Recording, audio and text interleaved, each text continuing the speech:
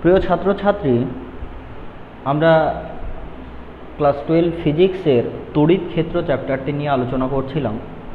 তড়িৎ ক্ষেত্র চ্যাপ্টারের ওপরে বিভিন্ন চার্জের দরুন যে সমস্ত বল কাজ করে সেই বল পরিমাপ আমরা এর আগে অলরেডি করেছি। তো আজকে আমরা যে বিষয়ে নিয়ে আলোচনা করব সেটি হচ্ছে তড়িৎ ক্ষেত্র এবং তড়িৎ ক্ষেত্রের প্রাবল্য। ওকে, তো তড়িৎ ক্ষেত্র জিনিসটা কি সেটা আগে প্রথমে আমরা দেখব। তো মনে করো যদি কোথাও একটা চার্জ রাখা থাকে বা আধান রাখা থাকে, মনে করো এখানে একটা পজিটিভ একটা আধান রাখা আছে। হ্যাঁ, তোমাদের এই প্রসঙ্গে বলে রাখি, আমরা এখন যে বিষয়গুলো নিয়ে আলোচনা করছি সেটি হচ্ছে ইলেকট্রোস্ট্যাটিক্স পার্ট নিয়ে, অর্থাৎ যেখানে চার্জ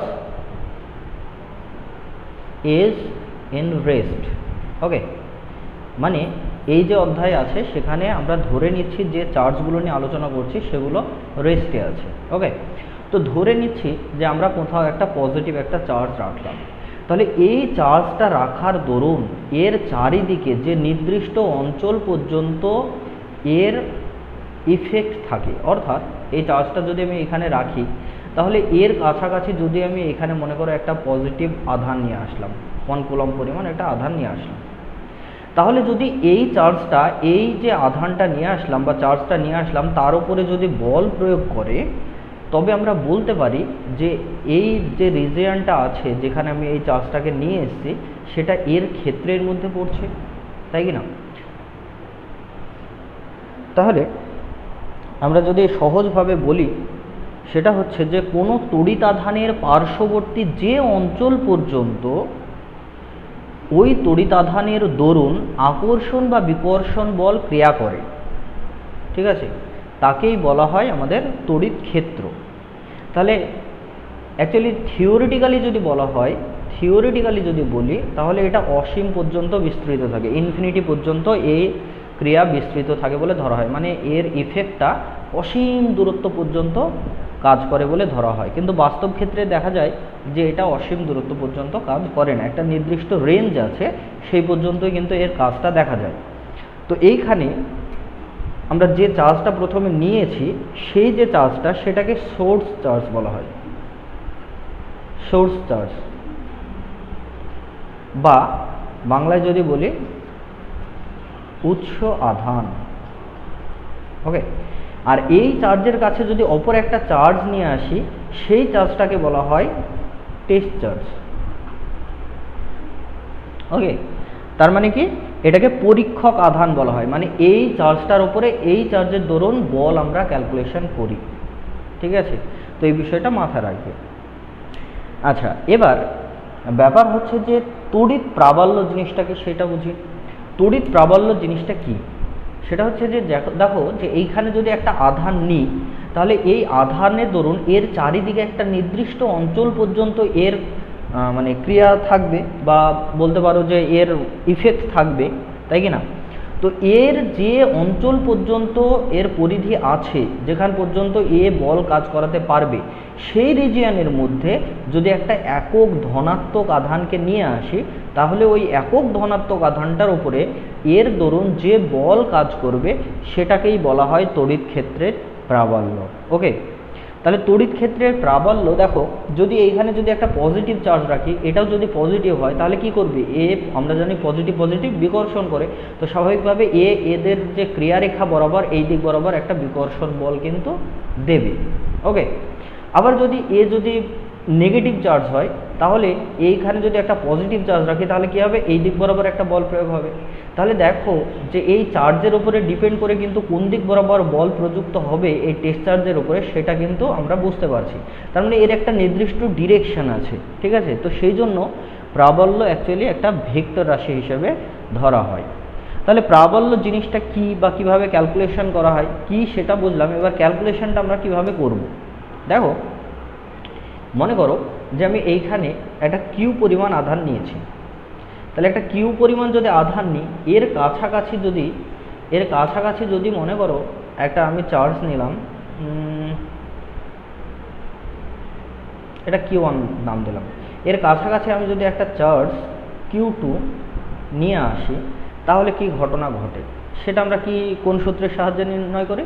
সেটা আমরা জানি যে কুলম্বের সূত্রের সাহায্যে নির্ণয় করা হয়। এদের মাঝের দূরত্ব যদি r হয়, তাহলে এই দুজনের দরুন ক্রিয়াশীল যে বল পাবো সেটা কি হবে?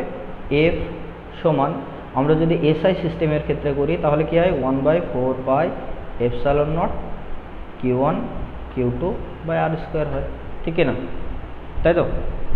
আচ্ছা, এবার আমি বললাম যে এইখানে যে আধানটা নিয়েছিলাম সেখানে এই Q2 আধান আমি নেব না, এখানে আমি কি নেব? একটা একক ধনাত্মক আধান নেব।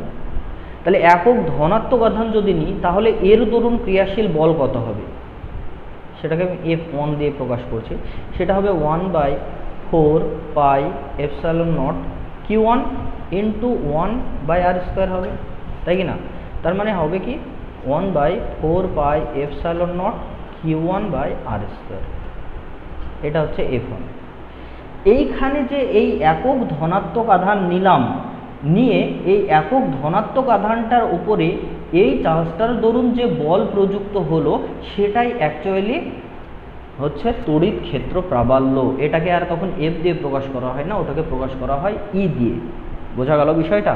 তাহলে E = কি পেলাম আমরা? E = দেখো, E = তুমি যদি এই যে প্রথম যে ইকুয়েশনটা আছে, এই যে ফার্স্ট ইকুয়েশনটা নিয়েছি, এখানে এইটুকু পার্ট বাদ দিলে বাকি এই যে পার্টটুকু পেলাম, এই যে পার্টটা পেলাম সেটা অ্যাকচুয়ালি E, ঠিক না? তাহলে সেটা যদি E হয় তাহলে এই ইকুয়েশনটা থেকে আমরা কি লিখতে পারি? দেখো, F সমান কি লিখতে পারি? Q × E, বা E সমান কি? F/Q। তার মানে তড়িৎ ক্ষেত্র প্রাবল্য যে জিনিসটা আছে, ক্ষেত্র প্রাবল্য সমান হচ্ছে ওর উপরে, মানে কোনো একটা যদি চার্জ থাকে, কিউ পরিমাণ যদি একটা চার্জ নিই, তার উপরে ক্রিয়াশীল বল বাই সেই চার্জ, সেটাই হচ্ছে ক্ষেত্র প্রাবল্য। এবার এই তড়িৎ ক্ষেত্র প্রাবল্য যেটা আছে তার যদি আমি ইউনিটের কথা বলি, ইউনিটটাকে কিভাবে প্রকাশ করব? ইউনিট, মনে করো সিজিএস সিস্টেমের যদি কথা বলি, সিজিএস সিস্টেমে একক কী হবে? বলের একক কি? ডাইন। আর চার্জের একক কি? ESU, বা লেখা যেতে পারে ডাইন পার স্ট্যাট কুলম্ব। আর যদি এসআই সিস্টেম বলি, এসআই সিস্টেমের ক্ষেত্রে কি লিখব? এসআই সিস্টেমের ক্ষেত্রে লিখব নিউটন পার কুলম্ব। ওকে, এবার যদি তোমাকে বলি যে এই সিজিএস আর এসআই সিস্টেমে যে ইউনিটটা আছে তাদের মধ্যে সম্পর্ক স্থাপন করো, তাহলে কি করবে? তাহলে চলো আমরা দেখে নিই সেটা। দেখো, এসআই সিস্টেমে কি আছে? এসআই সিস্টেমে আছে নিউটন পার কুলম্ব, তাই তো? সেটাকে আমি সিজিএসও যদি নিয়ে যাই তাহলে নিউটনকে কী করতে হবে? ডাইন করতে হবে। 1 নিউটন সমান কি? 10⁵ ডাইন। আর 1 কুলম্ব সমান কি? 3 × 10⁹ ESU। তাহলে 10⁵, 10 কাটা গেলে 10⁴ থাকলো। তার মানে 1 নিউটন পার কুলম্ব সমান 1/3 × 10⁴ ডাইন পার ESU। বোঝা গেল? তো এই রিলেশনটাও কিন্তু আমাদেরকে মাথায় রাখতে হবে। তো চলো, এবার যদি আমাদেরকে এই যে ক্যালকুলেশন যেটা আছে সেটা যদি আমরা করতে চাই, মানে কি, যে কোনো একটা বিন্দু আধান রাখা আছে, দিয়ে তোমাকে বললো যে এই বিন্দু আধানের দরুন ক্ষেত্র প্রাবল্য কত, কীরকম? এখানে মনে করো একটা কিউ পরিমাণ একটা বিন্দু আধান রাখা আছে, দিয়ে বলা হলো তোমাকে যে এই বিন্দু আধান থেকে আর দূরত্বে ক্ষেত্র প্রাবল্যের মান কত সেটা নির্ণয় করো। তাহলে ক্ষেত্র প্রাবল্য নির্ণয় করতে হলে কি করব বললাম? আমি তোমাদেরকে বললাম যে এখানে একটা চার্জ আছে, তাহলে চার্জ থেকে কত দূরত্বে সেটা দেখলাম আর দূরত্বে। সেখানে কি বললাম যে একটা প্লাস ধনাত্মক আধান, একটা ইউনিট ধনাত্মক আধান আমরা নেব, একক ধনাত্মক আধান নেব, দিয়ে তার উপরে এর দরুন কত বল কাজ করছে সেটা বের করব। তো এটা তো আমরা খুব ভালো করে জানি, এটা কুলম্বের সূত্রের সাহায্যে বের করলেই হয়ে গেল। সেটাকে আমাদের বলা হয় ইলেকট্রিক ফিল্ড ইন্টেন্সিটি। তাহলে সেটা কি হবে? সেটা হবে Q × 1/K × r²। ওকে, আমি কে দিলাম কেন? কারণ হচ্ছে এটাকে আমি সিজিএস সিস্টেমে কি হয় সেটা দেখব, আবার এসআই সিস্টেমে কি হয় সেটাও দেখব। তাহলে সিজিএস সিস্টেমের যদি কথা বলি, তাহলে সিজিএস সিস্টেমের ক্ষেত্রে যদি আমরা এয়ার মিডিয়াম নিই বা ভ্যাকুয়াম নিই বা শূন্য মাধ্যম নিই, তাহলে কি হয়? কে এর মান কত হয়? কে এর মান তখন 1 হয়ে যায়। তাহলে সিজিএস সিস্টেমের ক্ষেত্রে এই যে 1 নম্বর যে ইকুয়েশনটা আছে সেটাকে যদি 1 নম্বর দিই, 1 নম্বর ইকুয়েশনটা কীরকম আকার ধারণ করবে? E = Q/r² হয়ে যাবে। বোঝা গেল? আচ্ছা, এটাকে যদি ভেক্টরের আকারে লিখি তাহলে কি শুধুমাত্র তার ডিরেকশন দিতে হবে। তাহলে কি হবে, E is equals to Q by R square into R cap, বা এটাকে লিখতে পারো Q by R cube into R vector. Okay, এবার যদি আমরা এসআই সিস্টেমের ক্ষেত্রে দেখতে চাই যে এসআই সিস্টেমের ক্ষেত্রে কি হয় ঘটনাটা, তাহলে এসআই সিস্টেমের ক্ষেত্রে এটা যে আকারটা ধারণ করে সেটা হচ্ছে কি 1/4 পাই এপসাইলন নট হবে। এ ইজ ইকুয়ালস টু কি হবে 1/4 পাই এপসাইলন নট হবে, এবং তারপরে কিউ ইন্টু 1 বাই তার মধ্যে ডিস্টেন্সের স্কোয়ার আর স্কোয়ার, তাই তো নাকি? আচ্ছা, ব্যাপার হচ্ছে যে এইটা যদি শূন্য মাধ্যম হয় তবেই হবে, কিন্তু আমি যদি শূন্য মাধ্যম না হয় আমি যদি ধরি যে এটা এপসাইলন পারমিটিভিটি যুক্ত একটা মাধ্যম আছে, বা পরবৈদ্যুতিক কে পরবৈদ্যুতিক ধ্রুবক যুক্ত একটা যদি মাধ্যম ধরি, তাহলে সেক্ষেত্রে কি হবে? তাহলে সেক্ষেত্রে এই ইকুয়েশনটা যে আকার ধারণ করবে সেটা হচ্ছে আমরা কে ইজ ইকুয়ালস টু কি জানি, এপসাইলন বাই এপসাইলন নট। তাহলে epsilon is equals two K into epsilon not. এটা তোমাদেরকে আমি করিয়ে রাখলাম পাশে, এটা কিভাবে কাজে লাগছে সেটা দেখো। তাহলে যদি আমি এটাকে শূন্য মাধ্যম না ধরি তাহলে এটাকে এইভাবে লিখবো না, তখন কি লিখবো, E is equals to 1/4 pi epsilon Q by R square. তাহলে এপসাইলন ইজ ইকুয়ালস টু কী হবে 1/4 pi epsilon naught into K into Q by R square. বোঝা যাচ্ছে বিষয়টা? এবার যদি শূন্য মাধ্যমের কথা বলি, বা বায়ু মাধ্যমের কথা বলি, বায়ু মাধ্যমের ক্ষেত্রে কে ইজ ইকুয়ালস টু 1 হয়, তাই না? আর epsilon is equals to epsilon naught থাকে। তাহলে ই ইজ ইকুয়ালস টু যেটা হবে সেটা 1/4 pi epsilon naught Q by R square. Okay, আচ্ছা, এটাকে যদি বলি যে ভেক্টরের ফর্মে কিভাবে লিখবো, এই যে ইকুয়েশনটা আছে এই ইকুয়েশনটাকে যদি বলি আমি ভেক্টরের ফর্মে কিভাবে লিখবো, তাহলে ভেক্টরের ফর্মে লিখতে গেলে কি ডিরেকশন দিতে হবে 1/4 pi epsilon naught into Q by R square into R cap, বা এটাকে যদি আর একটু মডিফাই করে লিখতে চাও 1/4 pi epsilon naught Q by R cube into R vector, এভাবে কিন্তু লেখা যায়। ওকে, তো এই বিষয়টা মনে রাখো। আচ্ছা, তোমাদেরকে যদি এই যে থিওরিটা শেখালাম বা এই যে ক্ষেত্র প্রাবল্যটা বোঝালাম, এই রিলেটেড যদি তোমাদেরকে একটা অঙ্ক দিই, একটা ম্যাথমেটিক্স যদি করতে বলি, তাহলে সবাই খাতা পেন নিয়ে রেডি হয়ে যাও ম্যাথমেটিক্সটা করার জন্য। দেখো, তোমাকে যদি বলা হয় যে মনে করো যে একটা স্কোয়ার শেপের একটা বডি আছে, ওকে, স্কোয়ারের প্রত্যেকটা বাহুর দৈর্ঘ্য তোমাকে বলে দেওয়া হয়েছে 10 সেন্টিমিটার, এটা 10 সেন্টিমিটার, এটা 10 সেন্টিমিটার।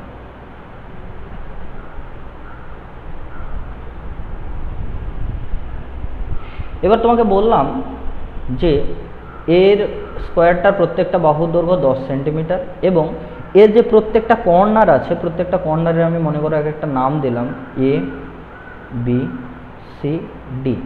এ প্রত্যেকটা কর্নারে 20 ইএসইউ করে চার্জ রাখা আছে, এখানে 20 ইএসইউ, এখানে 20 ইএসইউ, এখানে 20 ইএসইউ।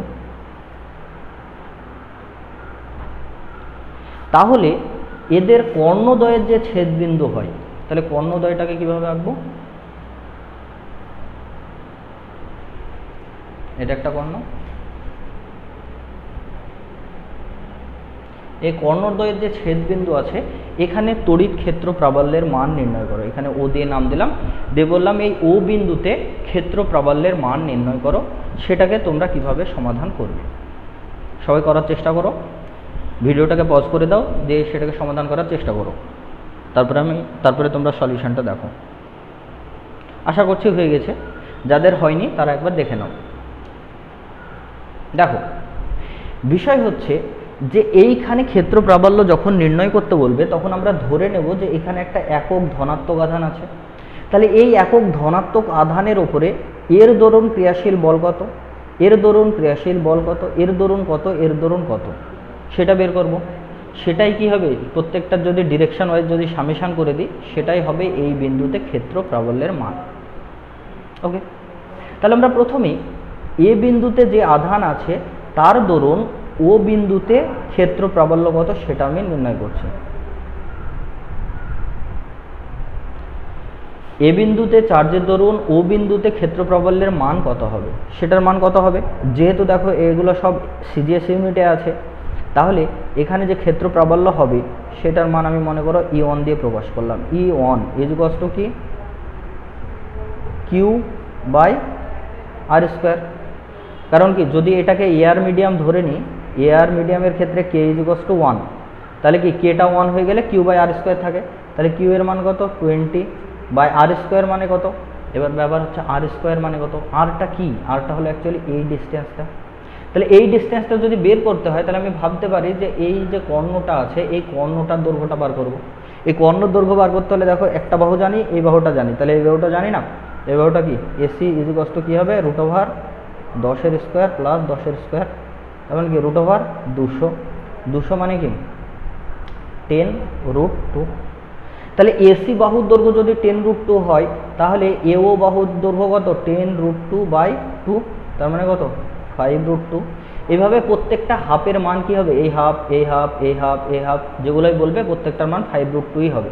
তার মানে এটা হবে 5√2 তার স্কোয়ার। এবার ঘটনা হলো যে ক্ষেত্র প্রাবল্যের একটা ডিরেকশন আছে, কোন দিক বরাবর ডিরেকশন, এখানে যদি পজিটিভ আধান থাকে এখানেও পজিটিভ আধান, তাহলে এর সাথে ধরুন এখানে যে ক্ষেত্র প্রাবল্য হবে সেটা কোন দিক বরাবর হবে, এই দিক বরাবর হবে। কারণ কি প্লাস প্লাস বিকর্ষণ হবে। তাহলে এই ক্ষেত্র প্রাবল্যের ডিরেকশন আমরা কোন দিক বরাবর বলবো, ওসির দিকে, ওসি বরাবর। দেখো এই দিক থেকে এই দিক বরাবর। ওকে গেল।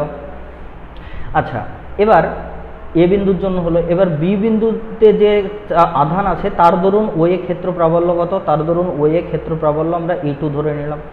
তাহলে সেটা কত হবে, সেটাও দেখো এখানে 20 এসিউ চার্জ আছে, এই ডিস্টেন্সটাও সেম। তাহলে E2 ইজ ইকুয়ালস টু নিশ্চয় 20/5√2 তার স্কোয়ার। এটা কোন দিক বরাবর হবে, এখানে পজিটিভ চার্জ থাকলে এখানেও পজিটিভ চার্জ, তার মানে বিকর্ষণ হয়ে এই দিক বরাবর হবে, তার মানে ওডি বরাবর কাজ করবে। তেমনিভাবে সি এর জন্য যদি দেখো সেটাকে E3 যদি বলি সেটাও সেম মান হবে 5√2 তার স্কোয়ার। এবার সি বিন্দুর জন্য কি, এটা এই দিক বরাবর হবে, তার মানে ও এ বরাবর হবে। ওকে এবার ডি বিন্দুর জন্য যদি দেখি সেটাকে যদি E4 বলি সেটাও সেম মান হবে 20/5√2 তার স্কোয়ার। এবার ডি বিন্দুর জন্য যেটা ক্ষেত্র প্রাবল্য এই দিক বরাবর, ও বি বরাবর, ঠিক কিনা। এবার একটা জিনিস বোঝো যে এখানে E1টা কাজ করছে এই দিক বরাবর, এই দিক বরাবর, E2টা কাজ করছে কোন দিক বরাবর, এই দিক বরাবর, E3টা কাজ করছে কোন দিক বরাবর, E3টা কাজ করছে এই দিক বরাবর, E4টা কাজ করছে এই বরাবর। তার মানে আমি যদি চিত্রটাকে যদি একটু সংক্ষেপে আঁকি, এইটা হচ্ছে ও পয়েন্ট, ঠিক আছে। এবার এই দিক বরাবর কাজ করছে কে, E1, ক্লিয়ার। E2 দেখো, E2 যেটা সেটা বি পয়েন্টের সাপেক্ষে, তার মানে এইটা এই বরাবর কাজ করছে কে, E2। E3টা কোন দিক বরাবর, E3টা সি এর সাপেক্ষে, তার মানে এই দিক বরাবর, তাহলে এইটা হবে E3 আর এটা হবে E4। এবার দেখো E1 এর মান, দেখো E1 এর যে মান, E2 এর যা মান, E3 এর যা মান, E4 এর যা মান, প্রত্যেকের মানগুলো সমান, কিন্তু শুধুমাত্র ডিরেকশনগুলো আলাদা, ডিরেকশনগুলো আমি এখানে এঁকেছি। তাহলে এইখানে দেখো এই E1, E2, E3, E4 প্রত্যেকের যদি মান সমান হয়, এবার এই পয়েন্ট থেকে তাহলে দেখো E4 এই দিক বরাবর, E2 এই দিক বরাবর, এরা দুজনের মান যদি সমান হয়, দুজন বিপরীত দিকে, তাহলে এরা দুজন কি একে অপরকে ক্যান্সেল আউট করে দেবে না। কারণ এই পয়েন্ট থেকে এই দিক বরাবরও যা বল প্রযুক্ত হচ্ছে, এই বরাবরও তাই বল প্রযুক্ত হচ্ছে, তাহলে একে অপরকে ক্যান্সেল করে দেবে।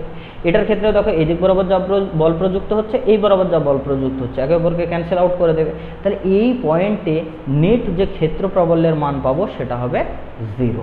ওকে এটাই হচ্ছে আমাদের আনসার। ক্লিয়ার, প্রবলেমটা ক্লিয়ার হলো, আশা করছি ক্লিয়ার হয়েছে। তারপরে আমি তোমাদেরকে একটা প্রবলেম দিচ্ছি, এটা নিজেরা তোমরা বাড়িতে সমাধান করার চেষ্টা করবে।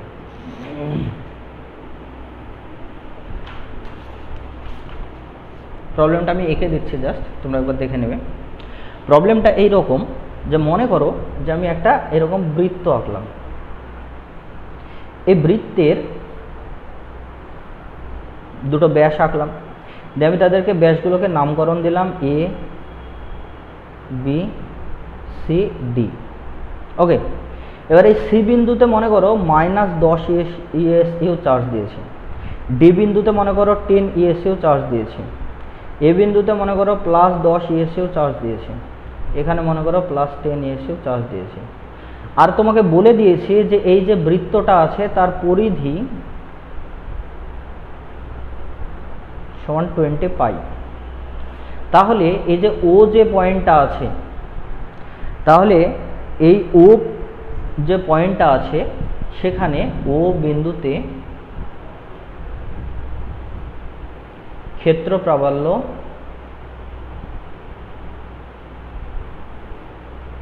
কত এবং কোন দিকে, এটা কিন্তু তোমরা ক্যালকুলেশনটা করবে। ওকে, এই ক্যালকুলেশনটা প্রত্যেকে করবে, করে আমাকে পাঠাবে, আমি চেক করব। কেউ অন্য কোথাও থেকে হেল্প নেওয়ার চেষ্টা করবে না, একদম পুরো নিজেরাই করবে। আচ্ছা, এবারে দেখো,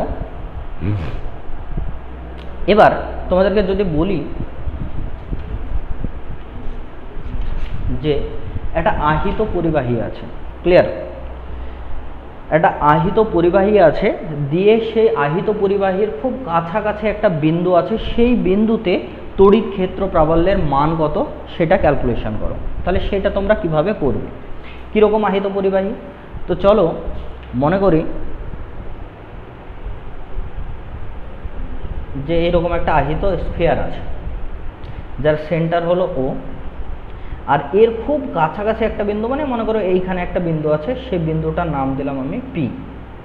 আমি বললাম যে এই আহিত পরিবাহী মানে কি, আহিত করতে হলে বাইরে থেকে কিছু পরিমাণ চার্জ দিতে হয়। মনে করো বাইরে থেকে +q পরিমাণ চার্জ দিয়েছি। ওকে, আর এই যে পরিবাহী যেটা আছে, এই গোলকটা যেটা আছে তার ব্যাসার্ধ মনে করো r। তাহলে এবার বিষয়টা বোঝো, বললাম যে r ব্যাসার্ধের একটা পরিবাহী আছে যেখানে +q পরিমাণ আমি আধান দিয়েছি এবং ওর কেন্দ্র হলো ও। এই আহিত পরিবাহীর খুব কাছে একটা বিন্দু নিয়েছি পি। এবার তোমাদেরকে যেটা ক্যালকুলেশন করতে হবে সেটা হচ্ছে এই পি বিন্দুতে ক্ষেত্র প্রাবল্যের মান কত। তাহলে এইখানে একটা কনসেপ্ট তোমাদেরকে বুঝতে হবে, সেটা হচ্ছে যে যখন একটা পরিবাহীতে আমি আধান দেব বা চার্জ দেব, তখন চার্জটা কি হয়, পরিবাহীতে চারিদিকে ছড়িয়ে থাকে, ঠিক কিনা? এবার ঘটনা হলো যে আমাদের যখন দেখো গ্র্যাভিটেশন চ্যাপ্টারের কথা মনে করে দেখো, যখন আমরা গ্র্যাভিটেশনের ক্যালকুলেশনগুলো করেছিলাম তখন এইটা মনে করো আর্থ, এইখানে আর দূরত্বে পৃথিবীর কেন্দ্র থেকে মনে করো আর দূরত্বে একটা পয়েন্ট আছে, এখানে যদি জি এর মান ক্যালকুলেশন করতে হয়, তাহলে সেক্ষেত্রে আমি কি ধরেছিলাম, এই পৃথিবীর টোটাল ভর তার কেন্দ্রে কেন্দ্রীভূত আছে, এই কেন্দ্র থেকে ডিস্টেন্স মেপেছিলাম, তাই কি না? তো ঠিক তেমনি যখনই এই বিন্দুটা, এই যে বৃত্তটা আছে বা স্ফিয়ারটা আছে, স্ফিয়ারের বাইরে অবস্থিত হবে, সে যত কাছেই হোক না কেন, তখন ধরা হয় যে এই যে চার্জটা আমি দিয়েছি সেটা ওর কেন্দ্রে কেন্দ্রীভূত আছে। তাহলে কেন্দ্রে যদি চার্জটা কেন্দ্রীভূত আছে, তার মানে এই কেন্দ্রে যে চার্জটা আছে সে চার্জটার মান কত? এই কেন্দ্রে যে চার্জটা আছে তার মান হলো টোটাল কিউ পরিমাণ চার্জ কেন্দ্রে কেন্দ্রীভূত আছে, ঠিক আছে? তাহলে এই কেন্দ্রে যদি কিউ পরিমাণ চার্জ থাকে, তার মানে আমি এটাকে এইভাবে যদি আঁকি, এখানে একটা +q পরিমাণ চার্জ আছে, আর এইখান থেকে এই যে এর দূরত্বটা কি, অ্যাকচুয়ালি ওর ব্যাসার্ধটাই তো ওই দূরত্ব। তাহলে মনে করো এরকম ব্যাসার্ধ পরিমাণ দূরে একটা বিন্দু আছে পি, দিয়ে তোমাকে বলেছে এই বিন্দুতে এই চার্জের দরুন ক্ষেত্র প্রাবল্য কত। তাহলে এটা তো ইজিলি ক্যালকুলেশন করতে পারবে। এখানে আমরা কি ধরবো, একটা ধনাত্মক আধান আছে, দিয়ে এই কিউ চার্জের দরুন এখানে কত ক্ষেত্র প্রাবল্য হয় সেটা ক্যালকুলেশন করে নেবো, কত বল প্রযুক্ত হয় সেটা ক্যালকুলেশন করে নিলে হয়ে গেল। তো চলো আমরা ক্যালকুলেশনটা করে নিই। তাহলে পি বিন্দুতে যে ক্ষেত্র প্রাবল্য পাবো,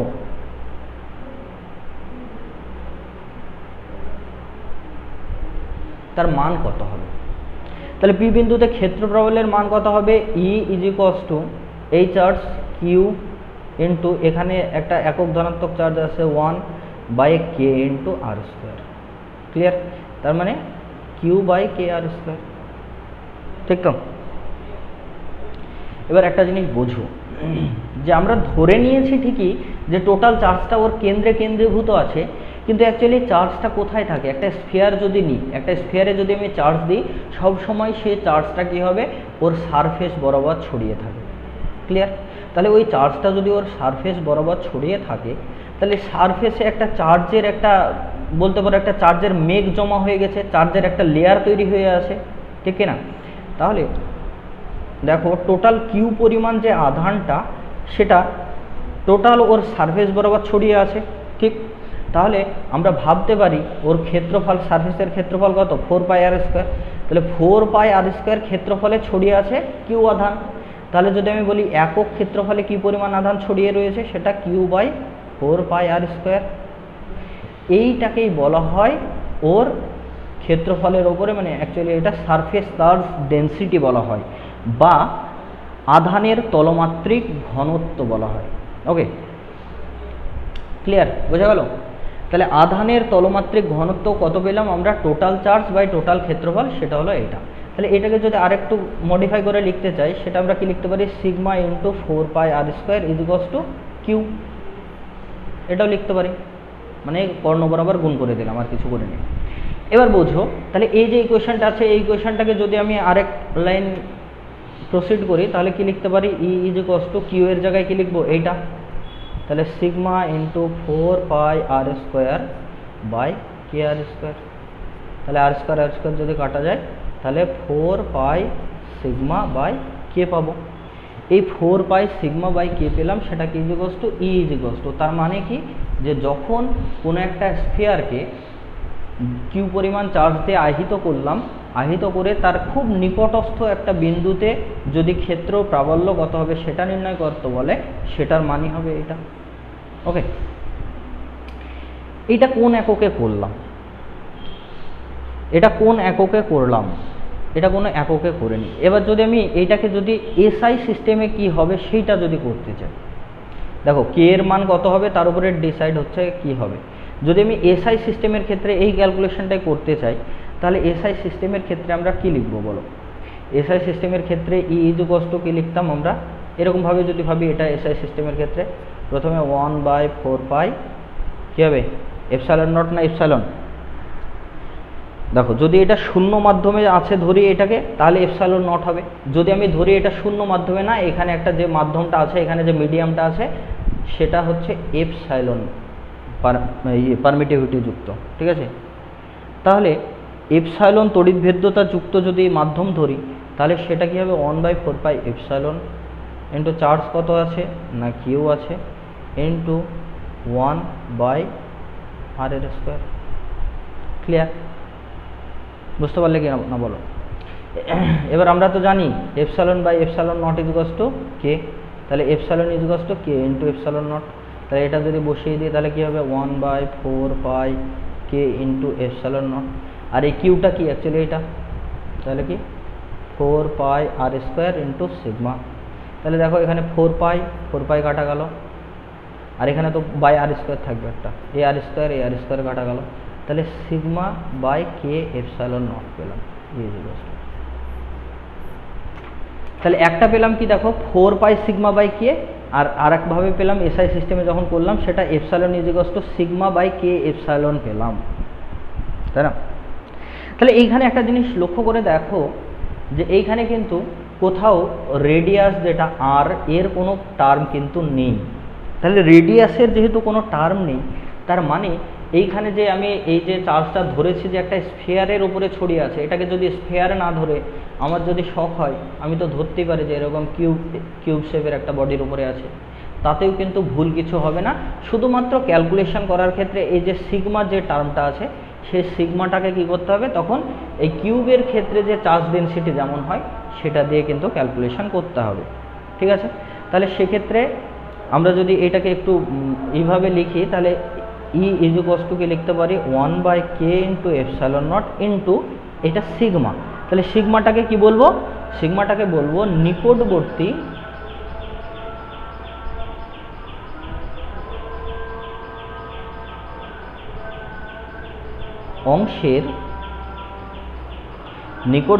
অংশের পরিবাহীর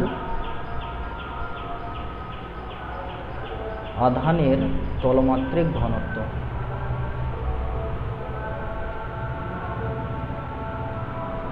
ওকে, মানে এই সিগমাটা দেখো, এটা যেমন স্ফিয়ারের ক্ষেত্রে আমি লিখেছি, কিন্তু স্ফিয়ার না লিখে যদি আমি এরকম কিউব শেপের বডি নিই, এরকম র্যান্ডম শেপের বডি নিই, তাহলে সিম্পলি কী করবো, যে পয়েন্টে বের করতে বলবে সেই পয়েন্টের কাছাকাছি যে সারফেসটা থাকবে সেই সারফেসের তলমাত্রিক ঘনত্বটা নিলেই হয়ে গেল। ক্লিয়ার? এইভাবে কিন্তু ক্যালকুলেশনটা করা হয়। এই যে ইকুয়েশনটা পেলাম সেটাকে আবার বলা হয় কুলম্বের উপপাদ্য। আমরা কি দেখেছিলাম এর আগে? কুলম্বস ল পড়েছি, কিন্তু এটা হলো কুলম্বের উপপাদ্য। ক্লিয়ার? কুলম্বের উপপাদ্যটা তাহলে কিন্তু তোমরা একবার মনে রাখবে। এবার আমরা জানবো যে তড়িৎ বলরেখা কি। তড়িৎ বলরেখা কি সেটা জানতে হলে অ্যাকচুয়ালি এটা one kind of imaginary concept. মানে কি? মানে হলো যে বিজ্ঞানী ফ্যারাডে যখন কোনো দুটো বস্তুর মধ্যে, মনে করো দুটো আহিত বস্তু আছে, একটা প্লাস এখানে আর একটা প্লাস, এখানে একটা প্লাস এখানে একটা মাইনাস, বা এখানে একটা মাইনাস এখানে একটা মাইনাস, এই যে আহিত যে বস্তুগুলো আছে এই আহিত যে বস্তুগুলোর মধ্যে আকর্ষণ বা বিকর্ষণ বল কিভাবে কাজ করছে সেইটা ব্যাখ্যা করার জন্য এক ধরনের কাল্পনিক লাইনের কথা বলেছেন। এই যে কাল্পনিক যে লাইন সেগুলোকেই বলা হয় অ্যাকচুয়ালি বলরেখা। তড়িতের ক্ষেত্রে যখন দেখব সেটাকে বলা হবে তড়িৎ বলরেখা, আর চৌম্বকের ক্ষেত্রে যখন দেখবে সেটাকে বলবো আমরা চৌম্বক বলরেখা। তো এই তড়িৎ বলরেখার কনসেপ্টটা কীরকম? তড়িৎ বলরেখার যে কনসেপ্টটা সেটা হচ্ছে কি বলতো?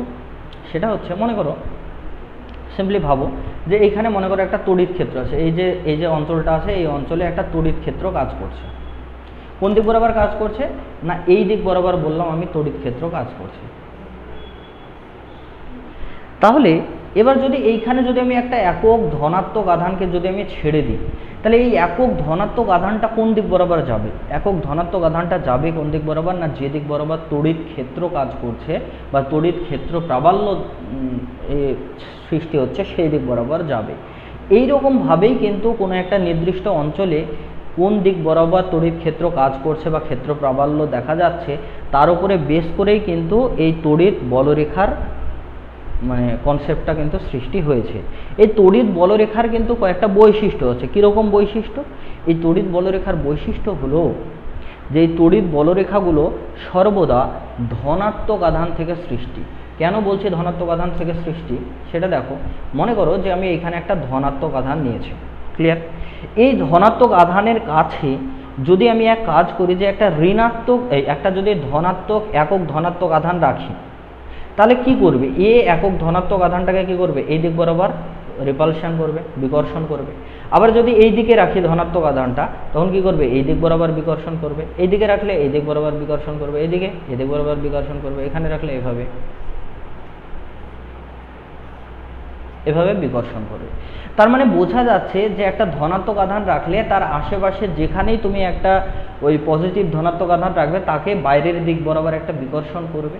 তো সেই জায়গা থেকে কিন্তু ধরা হয়েছে যে যখন একটা ধনাত্মক আধান নেবে, ধনাত্মক আধানের ক্ষেত্রে বলরেখাগুলো সর্বদা এই যে মানে এটা যদি কোনো একটা বস্তু হয় এই বস্তুটার ভেতরে মানে মনে করো এটাকে যদি আমি একটা স্ফিয়ার ভাবি, এই স্ফিয়ারটাকে তো চার্জ দেওয়া হয়েছে ধনাত্মক আধান, তাহলে এই স্ফিয়ার থেকে সর্বদা এই সারফেসের সাথে লম্বভাবে বেরিয়ে যায় এই লাইনগুলো। ঠিক আছে? আরেকটা বৈশিষ্ট্য কি? যে এই যে লাইনগুলো যেগুলো বেরোচ্ছে সেই লাইনগুলো কিন্তু কখনো একটা আরেকটাকে টাচ করে না। ঠিক আছে? একটা অপরটাকে মানে এইভাবে ধরো একটা গেল আর একটা গিয়ে এইভাবে কাট করে গেল, এইভাবে কাট করবে না। কেন কাট করবে না? কেন কাট করবে না তার কারণ দেখে নাও। মনে করো যে এইখান থেকে একটা বলরেখা সৃষ্টি হলো, হয়ে এখানে কাট করে গেল এটাকে, তাহলে এইখানে যদি কাট করে যায়, এখানে কাট করার অর্থ হলো এটাও তো একটা বলরেখা আবার এটাও একটা বলরেখা। তার মানে হলো এই যে পয়েন্টটা কাটিং পয়েন্টে দেখো এই যে লাইনটা এটার একটা স্পর্শক আছে আলাদা, আবার এই যে লাইনটা আছে এইটার একটা আলাদা স্পর্শক আছে। তাহলে আমরা জানি যে তড়িৎ ক্ষেত্র প্রাবল্যের দিক হলো এই যে বলরেখা যেটা দেখছি সেই বলরেখার স্পর্শক বরাবর। তার মানে কি এই বলরেখা যেটা আছে তার স্পর্শক বরাবর তড়িৎ ক্ষেত্রের দিক এই একটা আছে, আবার এই বলরেখা বরাবর আর কি এর স্পর্শক বরাবর তড়িৎ ক্ষেত্র একটা আলাদা। তার মানে হলো একই পয়েন্টে কি তড়িৎ ক্ষেত্র আলাদা আলাদা থাকতে পারে? সেটা কিন্তু কখনোই থাকা পসিবল না। সেজন্য তড়িৎ বলরেখা কিন্তু একে অপরকে কখনো টাচ করে না। তড়িৎ বলরেখা কি হয়? এই পৃষ্ঠতলের সাথে সবসময় লম্বভাবে বেরিয়ে যায়, আর কি এরা পরস্পরকে কখনো ছেদ করে না। আরেকটা বিষয়, এই তড়িৎ বলরেখা সর্বদা ধনাত্মক আধান থেকে সৃষ্টি হয়ে ঋণাত্মক আধানে গিয়ে কিন্তু মেশে। আর একটা বিষয় কি, যে এই তড়িৎ বলরেখাগুলো সর্বদা এই আড়াআড়িভাবে মানে কি পাশাপাশিভাবে একে অপরের সাথে বিকর্ষণ করে, ঠিক আছে, দৈর্ঘ্য বরাবর করে না কিন্তু পাশাপাশি বিকর্ষণ করে। আচ্ছা, আর যদি একটা কমপ্লিট তড়িৎ বলরেখার কথা বলি, তার কিন্তু একটা প্রান্তে পজিটিভ আধান থাকলে আরেকটা প্রান্তে নেগেটিভ আধান থাকবে, বা এই প্রান্তে নেগেটিভ আধান থাকলে এই প্রান্তে কিন্তু পজিটিভ আধান থাকবে। তো এই তড়িৎ বলরেখার বৈশিষ্ট্যগুলো মনে রাখবে। আর যদি তড়িৎ বলরেখার যদি চিত্রগুলো কেমন হয় সেটা যদি আমরা একটু এঁকে দেখে নিই, তাহলে দেখো, যখন একটা পজিটিভ আধানের ক্ষেত্রে বলবো, একটা ধনাত্মক আধানের ক্ষেত্রে বলবো, ধনাত্মক আধানের ক্ষেত্রে কি ঘটনা ঘটে, যদি মনে করো এখানে একটা পজিটিভ আধান আছে, তাহলে পজিটিভ আধানের ক্ষেত্রে কি বললাম, একটু আগে বললাম আমি, বলরেখাগুলো সর্বদা বাহির্মুখী হয়, পৃষ্ঠতলের সাথে লম্বভাবে এইভাবে বাইরের দিকে হয়। ওকে, তোমাকে যদি বলরেখার চিত্র অঙ্কন করতে বলে তাহলে এইভাবে এঁকে দেবে। যদি নেগেটিভ চার্জ হয়, নেগেটিভ চার্জ হলে কি হবে, সবসময় ভেতরের দিকে ঢুকবে। ওকে,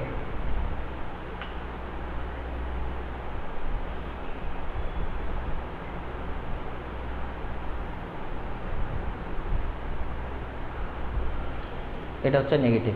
নেগেটিভের ক্ষেত্রে ভেতরে কেন ঢুকবে, পজিটিভের ক্ষেত্রে যেমন বলছিলাম একটু আগে, এখানে যদি পজিটিভ একক পজিটিভ আধান রাখি তাহলে যেমন বাইরের দিকে ধাক্কা দেয়, তেমনি এখানে যদি একটা একক পজিটিভ আধানকে রাখি তাহলে কী করবে, ও ভেতরের দিকে টানবে না, আকর্ষণ করবে। তো সেজন্য এভাবে কিন্তু ভাবা যেতে পারে যে নেগেটিভ হলে ভেতরের দিকে ঢুকবে, মানে ইনওয়ার্ড ডিরেকশন, আর যদি পজিটিভ হয় তাহলে আউটওয়ার্ড ডিরেকশন হয়। আচ্ছা, এইখানে যদি মনে করো যে এইখানে একটা পজিটিভ আধান রেখেছি আর এখানে একটা নেগেটিভ আধান রেখেছি, তাহলে ঘটনাটা কি ঘটবে, তাহলে কি ঘটবে সেটা মনে রাখো, যে এই পজিটিভের সাথে নেগেটিভে তো সবসময় একটা ইন্টারাকশান মানে কানেকশান হওয়ার চেষ্টা করবে, মানে পজিটিভ থেকে বেরোলে সেটা নেগেটিভ গিয়ে শেষ হওয়ার চেষ্টা করবে, সেজন্য কাছাকাছি যেগুলো থাকবে সেগুলো এইভাবে গিয়ে কিন্তু মিট করবে। ওকে,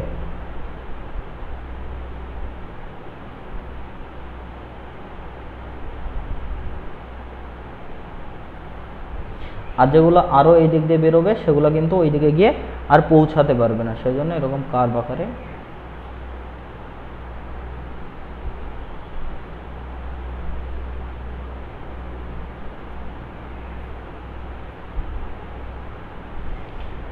আর নেগেটিভের ক্ষেত্রে কি হবে, এই বাইরে থেকে আরও ঢুকছে তাই মনে হবে।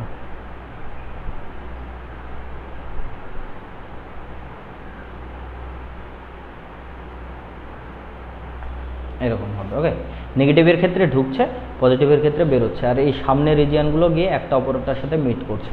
আচ্ছা, যদি এরকম হয় যে একটা পজিটিভ আর একটা নেগেটিভ করলাম, এবার যদি দুটোই যদি পজিটিভ হয়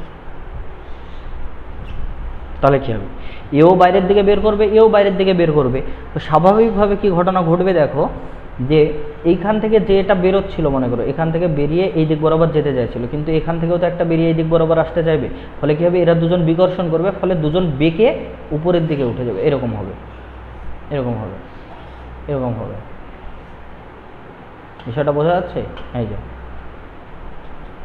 মানে এটা বেরিয়ে এই দিকে যেতে চাইছিল, কিন্তু এরও তো পজিটিভের জন্য একটা ওর উপরে হবে, বিকর্ষণ বল কাজ করবে, ফলে এইদিকে বেঁকে যাবে, এরকম।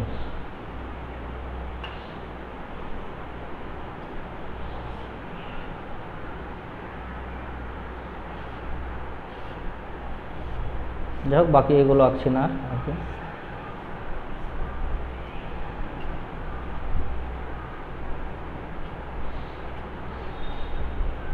বুঝতে পারো? তাহলে দেখো, একটা সিচুয়েশনের কথা ভাবো, এখানে পজিটিভ, এখানেও পজিটিভ, মনে করো দুই জায়গায় সমান পজিটিভ আধান রাখা আছে, তাহলে এর মাঝামাঝি এই যে একটা রিজিয়ন আছে, এই যে রিজিয়নটা আছে, এই রিজিয়নে দেখো এর জন্য বিকর্ষণ বল, এর জন্য বিকর্ষণ বল, আর বিকর্ষণ বলের মানটা এর জন্য যে পরিমাণ, এর জন্য সেই পরিমাণ, ফলে এইখানে যদি কোনো একটা মনে করো একটা আরেকটা আধান রাখলাম, তাহলে কি এও এই দিক থেকে ধাক্কা মারার চেষ্টা করছে, এও এই দিক থেকে ধাক্কা মারার চেষ্টা করছে, ফলে এই জায়গাটায় ফিক্সড থেকে যাবে, এখানে কিন্তু কোনো রকম চেঞ্জ হবে না। ঠিক আছে, তার মানে হলো এইখানে লব্ধি যে প্রাবল্যের মান সেটা হয়ে যাচ্ছে কত, 0। এই যে অঞ্চলটা বা এই যে জায়গাটা বা যে বিন্দুটা যেখানে কি হচ্ছে, লব্ধি প্রাবল্যের মান, এর জন্য যা প্রাবল্য, এর জন্য যা প্রাবল্য, এই প্রাবল্যের লব্ধির মান কত হয়, 0 হয়। আর এই পয়েন্টটাকেই বলা হয় নিউট্রাল পয়েন্ট। এই যে পয়েন্টটা সেটাকে বলা হয় নিউট্রাল পয়েন্ট, বা বাংলায় বললে উদাসীন বিন্দু বলা হয়। ওকে, তাহলে এই পয়েন্টটাকে নিউট্রাল পয়েন্ট বা উদাসীন বিন্দু কিন্তু বলা হয়। এবার যদি এক কাজ করি, যে মনে করো এরকম দুটো প্লেট আছে, হ্যাঁ, এই প্লেটটাকে মনে করো পজিটিভ আধানে আহিত করা হয়েছে, আর এই প্লেটটাকে মনে করো নেগেটিভ আধানে আহিত করা হয়েছে, তাহলে কি ঘটনা ঘটবে? এদিকে একটা প্লেট রাখলাম, এদিকে একটা প্লেট রাখলাম, এই প্লেটটাকে ধনাত্মক আধান দিয়েছি, এটাকে ঋণাত্মক আধান দিয়েছি, তখন কি ঘটনা ঘটবে? তখন কি হবে না, সিম্পলি আমরা জানি যে বলরেখা সবসময় পজিটিভ থেকে সৃষ্টি হয়ে নেগেটিভে গিয়ে শেষ হয়। তার মানে বলরেখাটা কি হবে, এই পজিটিভ থেকে সৃষ্টি হবে আর নেগেটিভে এসে শেষ হবে, পজিটিভ থেকে সৃষ্টি হবে নেগেটিভে শেষ হবে, পজিটিভ থেকে সৃষ্টি হবে নেগেটিভ, এভাবে চলতে থাকে। তবে কি হবে, এই বাইরের দিকগুলোতে তো কোনো ইফেক্ট থাকবে না, সেজন্য এগুলো কিছুটা এরকম বেঁকে যাবে।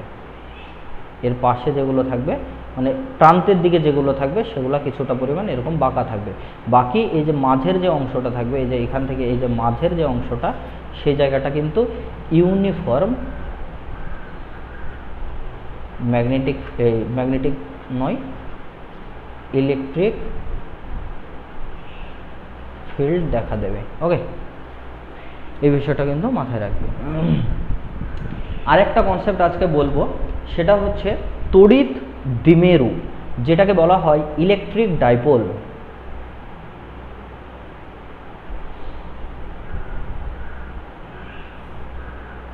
দেখো তোমরা ক্লাস 10-এ পড়া অবস্থায় কিন্তু ডাইপোল কথাটা কিছুটা শুনেছো। ডাইপোলটা কি? ডাইপোলটা হচ্ছে যখন দুটো সমান এবং বিপরীত আধান যদি একটা নির্দিষ্ট দূরত্বে রাখা থাকে, তাহলে ওই সংস্থাকে কিন্তু বলা হয় ডাইপোল। কীরকম? মনে করো এখানে প্লাস কিউ আধান রেখেছি, এখানে মাইনাস কিউ আধান রেখেছি একটা নির্দিষ্ট দূরত্বে, এই পরিমাণ দূরত্বে, তাহলে এই যে সংস্থাটা পেলাম সেটাকে বলা হয় ডাইপোল। যেমন খুব সিম্পল একটা উদাহরণ দিই, তোমরা পড়েছো যেটা, সেটা হচ্ছে HCl এর গঠন পড়েছো, ঠিক আছে? HCl এ কী হয়, এইচটা কী হয় পজিটিভ আর Clটা কী হয় নেগেটিভ। তাহলে এদের মধ্যে যে বন্ডটা থাকছে, এখানে দেখো যে একটা পজিটিভ আর একটা থাকছে নেগেটিভ। এইখানে যে ডাইপোল মোমেন্টটা ক্রিয়া করে সেটা হচ্ছে সর্বদা একটা কথা মাথায় রাখবে, আর একটা সেটা হচ্ছে ডাইপোল মোমেন্ট সর্বদা নেগেটিভ থেকে পজিটিভের দিকে ক্রিয়া করে, সেজন্য আমি এইভাবে ডিরেকশনটাকে চিহ্নিত করলাম। ওকে, তো ডাইপোল মোমেন্ট মানে ডাইপোল তাহলে কি হলো? ডাইপোল হলো এটাই যে যখন দুটো সমান এবং বিপরীত আধান, মানে একটা প্লাস হলে আর একটা মাইনাস আধানকে যদি একটা নির্দিষ্ট দূরত্বে রাখা হয়, তবে সেই সংস্থাকে বলা হয় ডাইপোল বা দ্বিমেরু।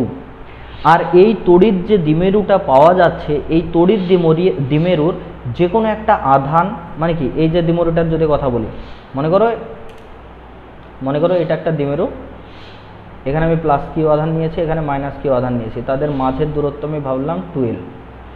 তাহলে এটা একটা তড়িৎ দ্বিমেরু।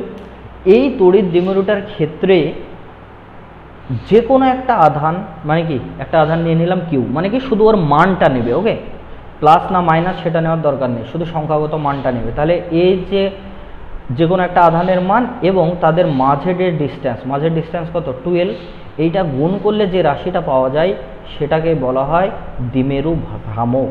তাহলে এটাকে সংজ্ঞা আকারে বললে কি বলবে, যে তড়িৎ দ্বিমেরুর যে কোনো একটি আধানের পরিমাণ এবং তাদের মধ্যবর্তী দূরত্বের গুণফলই হলো তড়িৎ দ্বিমেরু ভ্রামক। ঠিক আছে, এই তড়িৎ দ্বিমেরু ভ্রামক কিন্তু আবার একটা ভেক্টর রাশি, সেটা মাথায় রাখবে। কেন না, এটাকে কিন্তু বললাম আমি নেগেটিভ থেকে পজিটিভের দিকে কাজ করে। তাহলে এটাকে যদি ভেক্টরের আকারে যদি রিপ্রেজেন্ট করতে চাই, তাহলে কি বলবো, P = 2Q × L। ওকে, এইভাবে কিন্তু ভেক্টর ফর্মে কিন্তু এইভাবে রিপ্রেজেন্ট করা হয় তড়িৎ দ্বিমেরুকে। আচ্ছা, তড়িৎ দ্বিমেরুর যদি তোমাকে বলি যে হ্যাঁ ইউনিটটা বলো, ইউনিট কি হবে? তাহলে ইউনিট বা একক যদি বলতে চাও, সিম্পলি দেখো এটা কি আধানটা কি এসআই সিস্টেমে যদি বলি, আধান কি কুলম, আর মাঝের ডিস্টেন্স যেটা সেটা কি মিটার। তাহলে কুলম × মিটার, এটা কোন এককে? এসআই এককে।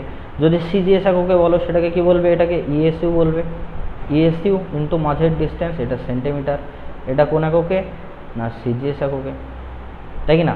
আচ্ছা, তোমাদেরকে যদি বলি যে এই দ্বিমেরু ভ্রামক যেটা পি আছে, এর মাত্রা কত বলো, তাহলে মাত্রা বললে কি বলবে? কিউ মানে কি জানি আমরা, I × T, ঠিক কি না? I মানে কি কারেন্ট, T মানে কি টাইম, তাহলে কি I × T। আর P মানে কি? তাহলে P = কি পেলাম আমরা? একটা পেলাম I এটা পেলাম টি। আর এদিকে কি আছে, আর কি আছে কিউ, আর এদিকে বাকি থাকলো কি এল এর। তাহলে এল এর মাত্রা কি জানি আমরা এল, তাহলে আই টি ইন্টু এল, তার মানে কি এল টি আই পেলাম। ঠিক আছে, এটা হলো ওর মাত্রা। ওকে, মাত্রাটাও কিন্তু মনে রাখবে। এবার সবথেকে গুরুত্বপূর্ণ বিষয় হচ্ছে যে আজকের মতো এখানেই থাক, এর পরের দিন কিন্তু আমরা ওই দ্বিমেরুর জন্য কিন্তু বিভিন্ন জায়গায় তোমার ক্ষেত্র প্রাবল্যের মান কত হয়, কিভাবে ক্যালকুলেশন করা হয়, সেগুলো নিয়ে আলোচনা করব। তো যাই হোক, বাড়িতে যারা আছো তারা ভালোভাবে পড়াশোনা করো। তবে তোমরা চেষ্টা করো যে যদি তোমরা পারো অফলাইনে আর কি ক্লাসে আসার চেষ্টা করো, তাহলে সুবিধা হয় আর কি। নাহলে অনলাইনে ক্লাস করাটা সত্যিই একটু চাপের ব্যাপার, বুঝতেই পারছো। একসাথে অফলাইন অনলাইন দুটোই আলাদাভাবে মেনটেন করা কিন্তু একটু চাপের। হ্যাঁ, তো যাই হোক, ঠিক আছে, চলো পড়াশোনা করো, টাটা।